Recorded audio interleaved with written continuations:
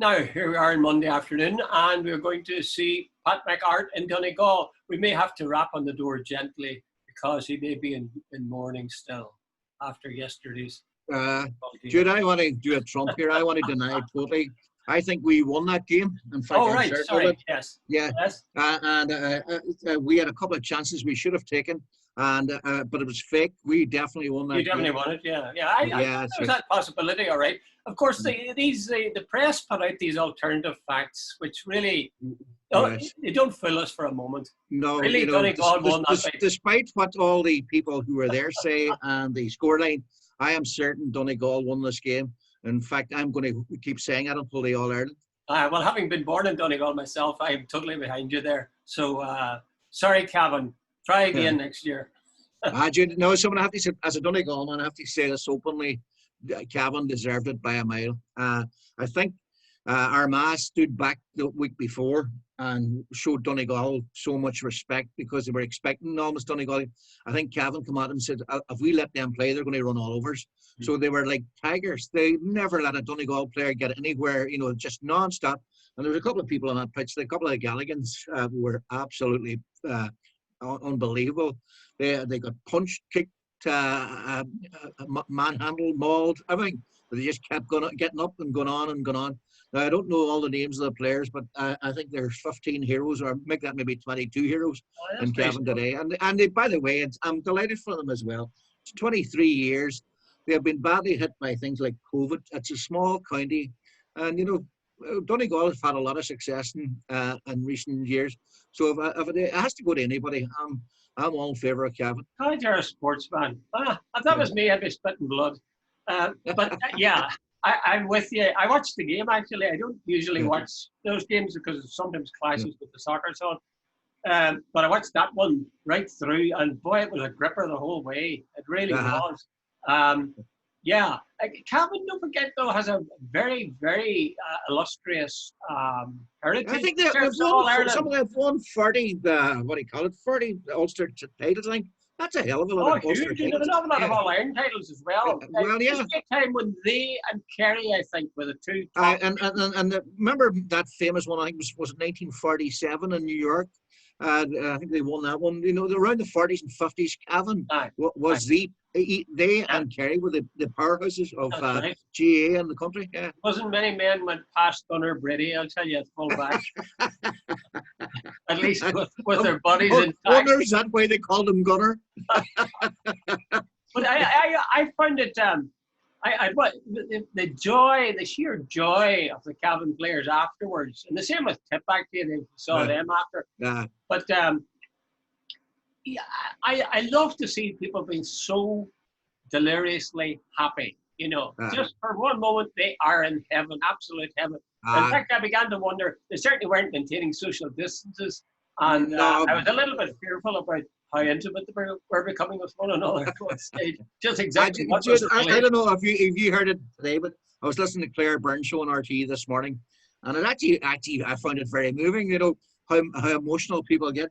There's a guy, he's Colin O'Riordan from Tipperary. He's actually plays for the Sydney Swans.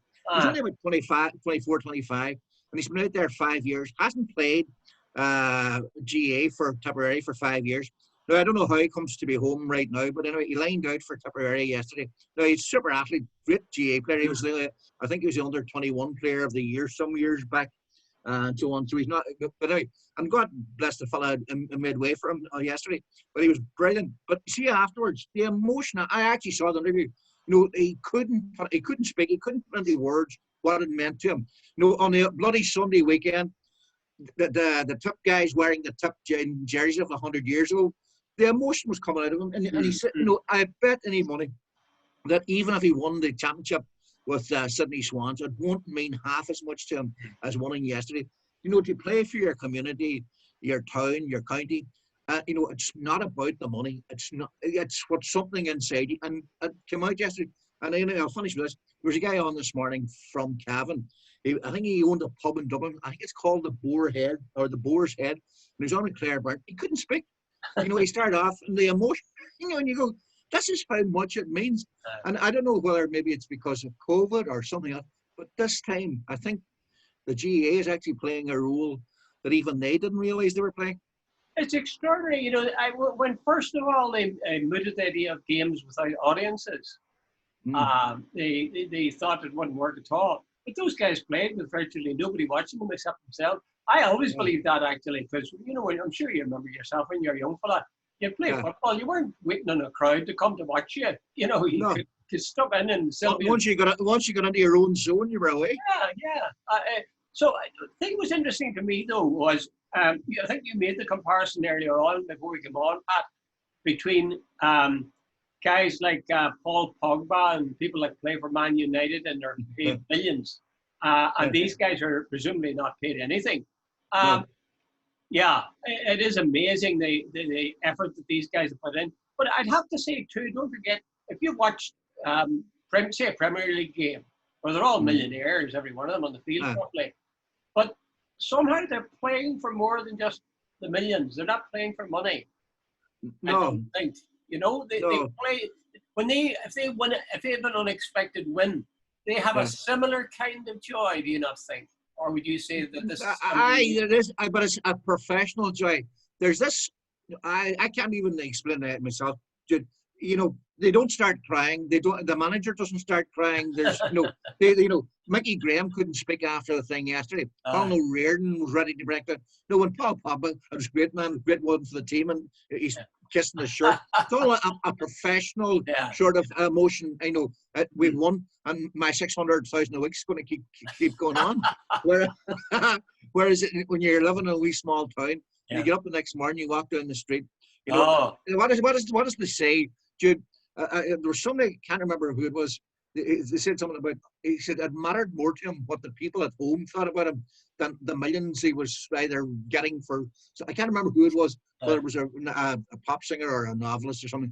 But he said what the people at home thought about him mattered far more to him than what the people in the great wide world thought of him. I could well believe that. I could nearly recite you the Tyrone team that played in the semi-finals in the mid-50s. And I remember meeting the goalie, I suppose about 10 years ago. And I mean, he was an old man then. And I still was in awe of him, hero worship, absolutely, It's a strange thing, sport. And competition too. I mean, that is competition, fierce competition yesterday. But you wonder, presumably that is good for people. By and large, I tend to be a bit suspicious of competition. I'd rather see cooperation. And, it's easy, in some ways, it's easier to get the competitive spirit out of people, into people or from them, than it is to get the cooperative side. So I'm not sure. But I suppose you say they cooperate as a team, and therefore that's what matters. But it certainly was some turn-up. The other thing I was just thinking, we're all very proud of our county. I said to you, you're Donegal man, you'd be in mourning this morning. And I said then, I sort of share your grief because I was born in Donegal. It was Elizabeth I, as I recall, that first created. Did she play GAA? In Ireland. No, she didn't start the GAA. She devised the system of counties in Ireland. Yeah. And there's fierce loyalty to the county, which is a bit strange. It's a bit crazy. Like you live in Burt, Pat, right? To be in County Derry would be, how long would it take you?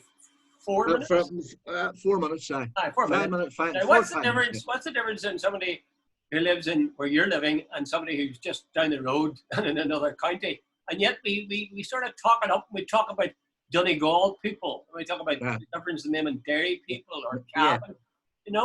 I wonder. It's an odd kind of a thing. It is a bit of an artificial construct. Let's get this clear. Any showing's a peninsula, and Derry's literally from where I'm sitting now, 45 minutes, and literally the outworking of Derry is any showing. It isn't Tyrone, or the two are one sort of landmass. It's the natural sort of place. And I always think Annishone is more Derry than Donegal, but you tell people Annishone that and they'll knock your head off. And then if you cross over and Donegal, just using Donegal as an example of how arbitrary this is, if you cross over Barnesmore Gap and the South Donegal, the people there have a different accent. Well, Eddie Mahan, whom he's a sports writer in the Derry Journal, and I went to school with him. I was in the same class as him at one stage. Very talented footballer in his time, but he said in an article that somebody wrote into him and said that he was a Donegal man, and what was he doing pontificating about Derry sport and Derry City and so on. And he replied that he wasn't a Donegal man. He denied that. He was an Inishowen man. Yeah. Which I see your point you're making. I thought he was getting a bit provincial there, or a bit parochial. No. But I guess that's true. It's a natural unit, that Inishowen. Natural. It's a hinterland, Jude. It's you know something. If the border didn't exist, if you drive down if you leave Derry City, you drive a straight road all the way down to Moville. You don't deviate, and one part's in the north, one part's in the south, one part's in Derry, one part's in Donegal. That's how artificial that border is, Mm-hmm. Anyway, well, we'll move on to another topic in a second now, but I just want to conclude with saying there's 4 teams left. There's Cavan, there's Tipperary, which was an amazing upset too. Yeah. There's Dublin, Mayo, and there's Mayo. My prediction is Mayo and Dublin in the final, and Dublin to beat Mayo. Again. Yeah. By the way, it's amazing. It's a strange sort of thing the way history repeats itself. 1920, apparently those were the 4. Yeah. And when you consider what happened yesterday, the Tipperary, they were so far behind at one stage. 5 years back, Tipperary footballers were considered a joke. They actually play football. Tipperary, good God. And Cavan, Donegal went into yesterday, almost like Manchester United taking on Finn Herbst type thing. They were 14-1. They were 14-1, Pat. Yeah. Could have got on 14-1. But that's a great thing about sport. Anyway, that's enough about that. Yeah. It was great to see it. I really enjoyed it. The only thing is, I think from now, it's a fairly easy road for Dublin. I think so too, unfortunately. Possible challenge. But I would love to see Cork, or not Cork, excuse me, Cavan or Mayo winning. I really genuinely would. I think it would be great for the GA as well. Yeah, probably would actually. Okay, move on to the next topic. And that is Billy Hutchinson, who has a book to sell. And it's a story of his life, essentially, as told to somebody. I'm not sure who it is. Someone, Mulvena, I think it's the guy. And he did an interview with Miriam O'Callaghan on BBC Radio, I think. By the way, I see you were blogging about it. What was your opinion of that? Well, I met Billy Hutchinson a number of occasions, and I've always found him a very nice guy. In fact, he was in the last book interviews. Very pleasant guy, certainly very cooperative. So I wouldn't want to find fault with him in any way. The other thing is he's telling the story of his life, and essentially what he's doing is explaining or laying out how he came from being a kid growing up in Shankill to becoming a loyalist paramilitary and to being put in jail for 15 years, I think it was, for killing 2 innocent Catholics. Yeah, 2.5 hours. That makes you sort of draw back and hold your breath. The man that we're talking about, as I say, I met him. He killed 2 innocent Catholics, or he was him and another guy killed 2 innocent Catholics. Miriam did an interview with him, which I thought was very. You could call it soft, Pat, but you also could call it open and accommodating of the person who was being interviewed, rather than certainly wasn't a hostile interview. No. Did you hear it yourself? No, Jude, I like Miriam O'Callaghan and so on, so I'm not having a cheap bash here, but there's a thing that I find very, very odd on RT, and it's almost a corporate thing, that when anybody from the nationalist community comes on and explains how they ended up in the IRA, and I know that circumstances and how they were brought up, the discrimination and the bigotry and the sectarianism, it's a hostile interview from start to finish. You can bet your life and you will have all the usual suspects. And if anybody gives them an easy time, and which never happens, by the way, but if it's a suspected easy time, there will be 3 or 4 people in the Sunday Independent and all the rest of saying this is propaganda and whatever. But along comes Billy Hutchinson or someone else, or the loyalist community. It's almost, the Dublin 4 mentality is sort of bending over backwards to explain, no, this is the victim community, so on, so on. Like Billy Hutchinson's interview yesterday morning was a soft, I disagree, it was a soft interview. I wouldn't use the word open or the adjective open at all to describe that. It wasn't, it was actually, a very soft interview. But Billy, you killed two people. Billy, you killed two people on a very, he said they had intelligence, but it wasn't very reliable. So in other words, it was purely sectarian. Billy, you killed two brothers from one family, and now you're standing and saying it. Now, can you imagine if Martin McGuinness is like, I shot dead two guys from the Protestant community, hadn't a clue whether they were, anything. Can you imagine Martin or anybody else getting away with that on RTE on a Sunday morning without outrage? Yeah, I agree that you don't get people from the Republican background or former volunteers of the IRA. In fact, I don't think you get them on at all. No. They don't get a chance to, try to justify or explain the circumstances which led them into the conflict. I don't actually. Can you think of an interview? I can't think of it. By the way, I see yesterday, just to make me so, I agree with much of Billy Hutchinson came out, explained himself very well, and I'm not having a cheap.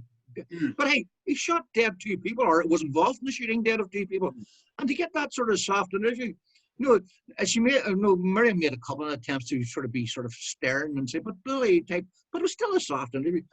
There's none of the hostility that Republicans get. That's true. Now, there's a couple of things about it. Now, you said it was purely sectarian, where he shot dead two Catholics, two innocent Catholics. Yeah. Well, he said himself he didn't know whether they were in there. So in other words, they shot them on the basis that they were Catholics. He did. And maybe they were in the IRA, maybe they were not. But don't forget, and this is quite important, loyalist paramilitaries, their whole campaign was based on the idea that they would inflict such damage on the Catholic population, the innocent Catholic population, that the Catholics would then say, no, they would reject the IRA from their midst. They would be afraid to support the IRA because they'd been terrorized to such an extent. That was their military strategy. Yeah. I don't think it actually was, you could call it sectarian if you want to, but I think it was simply a military strategy rather than a hatred. Come on, Jude, that's not a military strategy. That's that's a psychopathic. There's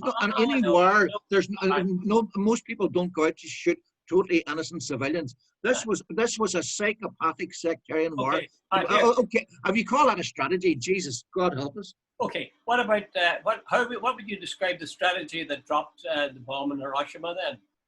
Well, the Americans can call that a war had been going on for 5 years, and there was, or what was how long ever it was at that stage, and there had been numerous casualties. They could actually morally justify it, not that I would, but they could, by saying that dropping the bomb actually prematurely ended the war that could keep going for another two or 3 years. Yeah, by doing what? By obliterating a city. And within days of Nagasaki and Hiroshima, the Japanese surrendered, unconditional surrender. So that's exactly what they did. They said, look, shock and awe, mate. If you guys keep going, this is the kind of stuff we're going to give you. And they stopped. Yeah. And it was innocent Japanese people that they killed. So I would see that kind of policy as exactly on a bigger scale, a vast scale, the kind of policy that Billy Hutchinson. But hold on, the Japanese attacked America and Pearl Harbor. I don't know where we're going with this, by the way. But these are their nations. They've officially declared war on each other, so they were open. No, the nationalist population on the earth did not declare war on loyalism. No, but hold on. The nationalist population did not. Ordinary people going to work on a Monday morning, walking along some sort of short strand, and two guys going passing a spray job, as they called it, and all that. Two guys just going to work, had no involvement in the IRA. That was just pure sectarian hatred. It had nothing to with a conflict. I agree with you, Pat, that it's a terrible, terrible thing. It's sort of sick. Well, it's sort of sickening. It's totally sickening. Yeah. But I'm just saying that I don't think it came out of hatred for Catholics. The Shankill Butchers now, I think that's a slightly different matter. But I think, by and large, loyalist paramilitary strategy was to kill innocent Catholics. And if every Catholic then felt, God, I could be the next one, that could, who knows, would get me. The idea would be then that they would withdraw their tacit support or their explicit support for the IRA. Now, it didn't work. One other thing I want to say, and I don't agree with this actually, but certainly most of the South believes this, that the loyalist paramilitaries wouldn't have existed except the IRA existed first. They say that was a response to the violence of the IRA. What a load of cobblers that is. You know, that is there any truth in it though, Pat? You not think Jude, Jude, let's get this clear. I am not standing up for the IRA, far from it, but let's get this. The Northern State had 50 years of whatever. We've been down this road so often. So they didn't need loyalism. They had the RUC, they had the B specials, they had the government. Everything that was, the state was set up to look after the interests of unionism and loyalism. And only when the IRA started fighting it, that then the loyalism came out on. Well, you had plenty of choices if you were a loyalist to join the UDR. And they were legal. So that's, I think it's hiding behind a false sort of cloth here, that they were legal and that not at all.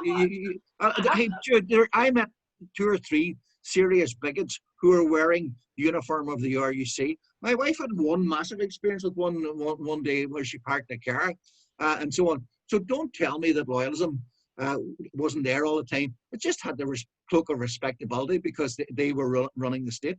Oh, well, I got you. It's a different matter than all right.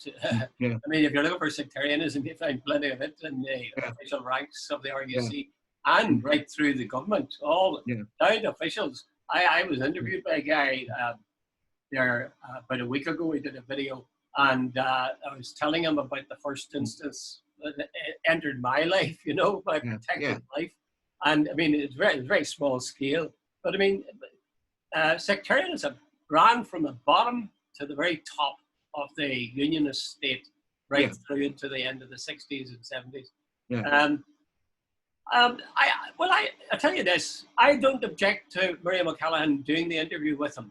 I don't even object to her standing back and letting Billy, talk and not being sort of not hostile, but at least stern in her interview of him. The thing I really object to is the fact that no ex-IRA volunteer would ever get that interview on RTE. And they are equally, at least equally entitled to it, because we all know this. I mean, except you're a bloody fool, that you didn't have thousands of young people suddenly deciding, we're going to go out and kill people, for about 3 decades. And then they say, oh, no, we'll stop doing it now. That's daft. Jude, that's exactly the point I'm trying to make here. That it's the double standards. Look, Billy Hutchinson came across as a very fair guy who possibly has changed his whole way of life and all the rest. And like a lot of young, mirror image Catholics got involved in something maybe way beyond what he intended and so on. I am not disputing that, and I'm also saying that he's played a very constructive role.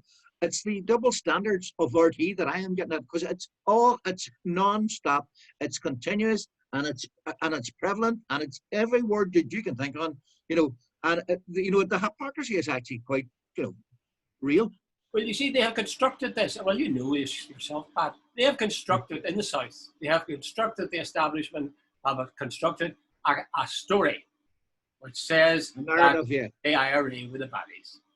Right? And everybody else essentially were more or less the goodies. Now, if you're going to allow IRA guys on to explain exactly the way Billy Hutchinson explained how he came into the conflict, if you're going to allow the IRA guys to do that, then the whole thing, the whole notion that you promoted for the last 40, 50 years falls to the ground. Yeah, and the old Dublin 4 narrative starts to sort of unfold. And that we can't have that, because the official narrative, has to sort of say that these guys were baddies, and that's the way it has to stay. Well, listen, Pat, here are you and I. We're talking about this, and we've talked about this before.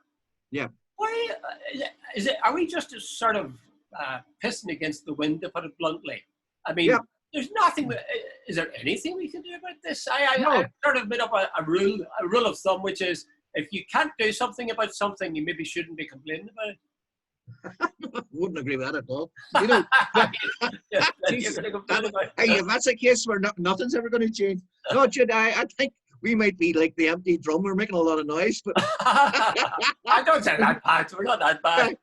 we can't do a lot of, no, Jude, I have become so aware of it, and so the sort of the twin track approach and so on. But I keep saying RTE and the Sunday Independent have done one hell of a magnificent job over the past 30 years of putting down one sort of narrative, and from which there's very little deviation, and from which most people in the South who have busy lives and don't know a lot about things, so they read the Owen Harris. I'm repeating myself here. They read the Owen Harrises, they read the Ruth Dudley Edwards, they read Johnny Murphy, you know, and like your man, what he called, who was the editor when all this, I can't remember his name off the top of my head now. He basically admitted that they were going for the Sun type approach. There were no dissenting voices.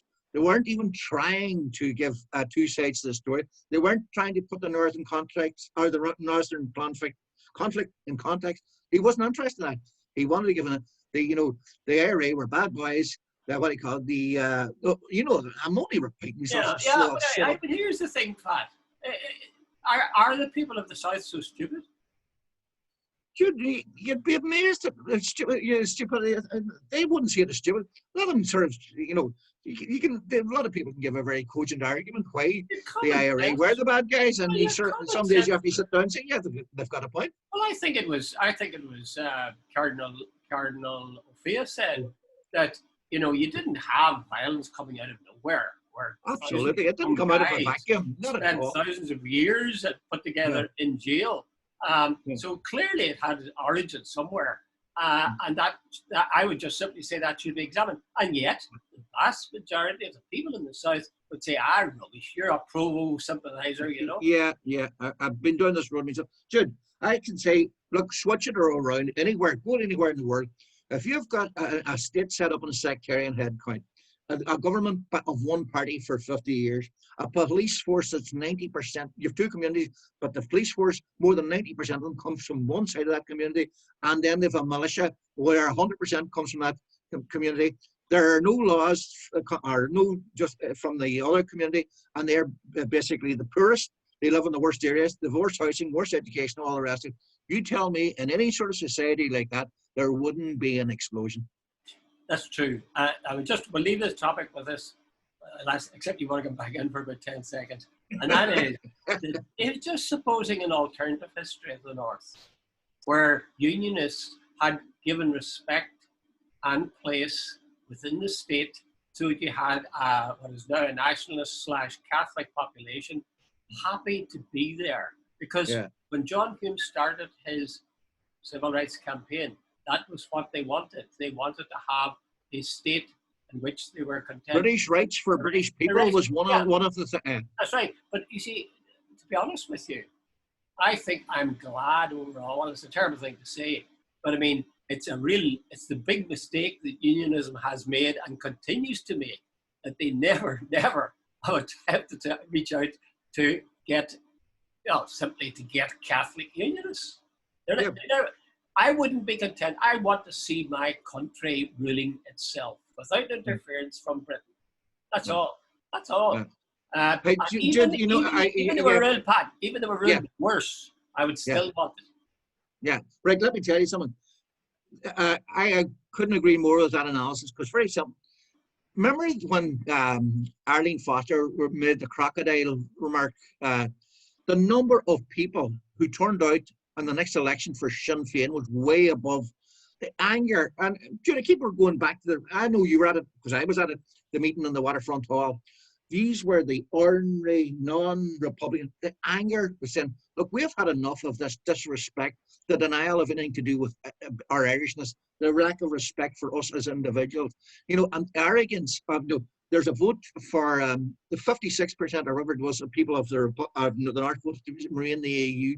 The DUP and the Unionist establishment just ignore that. Like, they've used the Catholic community and the nationalist community don't count. So that's all playing. So you're 100% right. Had the Unionists over the years reached out to the nationalist community, we could be living in a little haven of West Britanism where everybody's just happy, and there would be no underneath, no current calling for a border poll, and we could all be little happy little Brits. Well, Joe Brawley says that the Unionists had the chance to do that. and they blew it. I tend to agree with him. Well, I tell you why. In today's Irish Times, there is an editorial which is talking about the way in which the United Kingdom is coming apart. Yeah. Did you ever think you'd live to see the day? Yeah. And Boris Johnson's done a great job for that. Yeah. Anyway, let's go on to another one. Let's go on to the third item here, Pat. Otherwise, we'll use up too much time. And that is this third vaccine that has been discovered, the Oxford I have to say that carefully, Astrazeneka. Astrazeneka, yeah. But I think there's a downside, from what I know of it, there's a downside, there's an upside.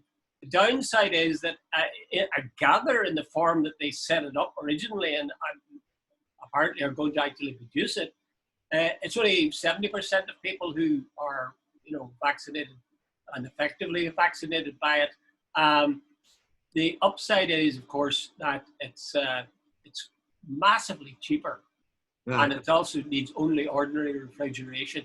It's about £3 and the others are about 20. Yeah, but there's also, Jude, I think, I'm not 100% sure about that. There's one regimen of it, apparently, that's 90% effective. Now, don't ask me to explain, because I don't know what that means.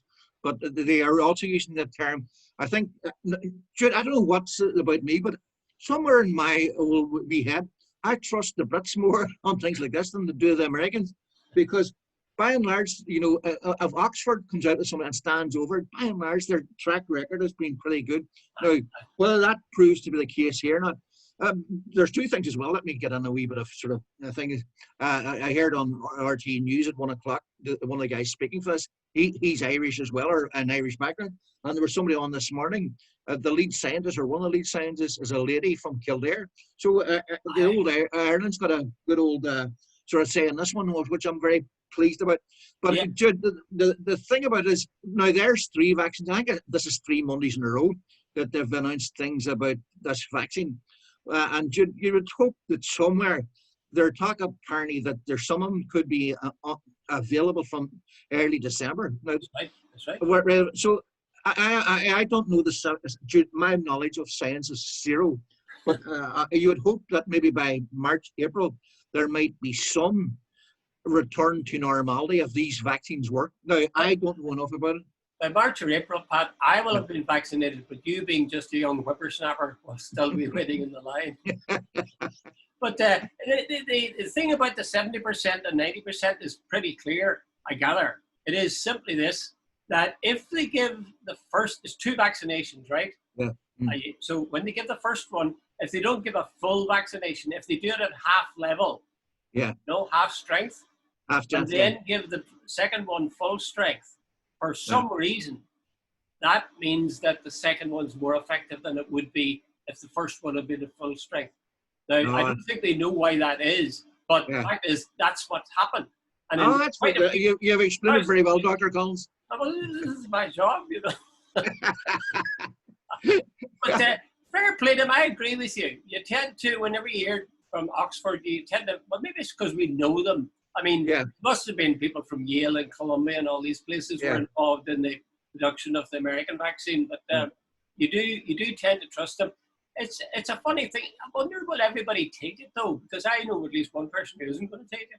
I know quite a few people are actually saying, Jude, basically, look, we've been down most roads these days now. But this thing about vaccines. I keep hearing people saying, "Oh, I wouldn't trust a vaccine," and I keep saying, polio, smallpox, and all that sort of stuff wasn't actually a great news for humanity either. So I don't know what vaccines are. They're not, they're not the nicest things in the world. Nobody's ever claiming that. But I think at this stage, if I was given the choice between getting COVID and getting the vaccine, I'm going for the vaccine. Definitely, me too. And one other thing that cheers me is the fact that it'll put an end to, when people are vaccinated, it'll surely put an end to testing. And I mean, testing involves sticking a swab up somebody's nose. A more disgusting thing I can hardly think of. Two things before we wrap up. Trump, I read this morning, he said the Pfizer and all these other companies deliberately, Big Pharma kept this out deliberately so that he couldn't get the virus, and it was all down to him that they found this. What was there was a second thing that I'll let you come back on that one. Well, it really is no joke. I mean, we laugh at it, but it's no joke. I have a son living in New York. Like, he's now moved out to the suburbs, like a lot of people. That bloody plague is sweeping across America, and it keeps getting worse rather than better. Yeah. I mean, you're having something like over 1,000 people a day dying. Yeah. You know, that's scary.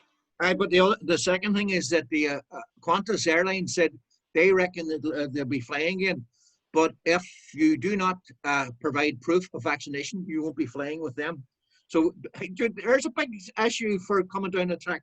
You know, I know all these people who say they're not going to get vaccinated, so they've got a choice. You know, I read somewhere too. The guy says, "Wait a minute, you have a choice. You have no right to travel to another country and bring a disease with you.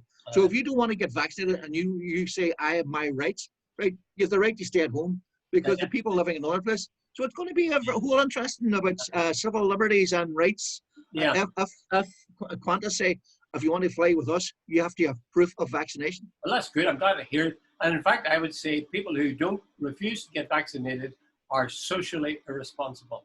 I mean, I don't care if they choose to die, that's their affair. But I don't fancy I don't like the idea that they could pass it on to somebody else who would not want to die, you know? Yeah.